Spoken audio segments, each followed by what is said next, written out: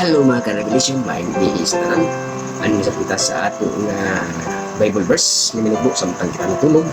Magatuon, una kita. Nasayod ba kamo? Kaniadto. Panahon ni Adan ug iba. Unsay ilang ibang kaon? Nara ba ka ang loaf bread? Nara ba ka ang ice cream? Nara ba ka ang biko? Nara ba ka ang lumpia?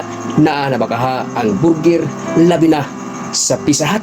Kung nagunaw na kamo, kaniya atong patabagon ang Genesis 1:29.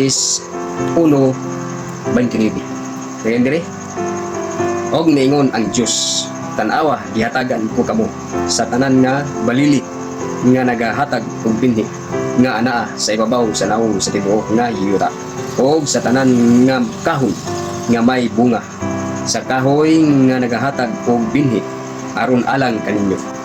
Kini mahimong kalanon. Meaning, kaniadtong panahon na ang ilang pagkanon mga bunga prutas.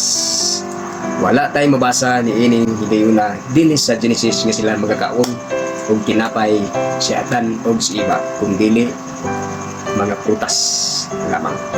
Sumaod ay nga ang mga edad kaniadto moabot og 900 plus, kay ang ilang gikaon bunga lamang sa kahoy. Walay medisina, walay fertilizer, natural gyud mga ka-revelation. Sumo kini atong lubok ng Bible verse ni na sa gabi yun.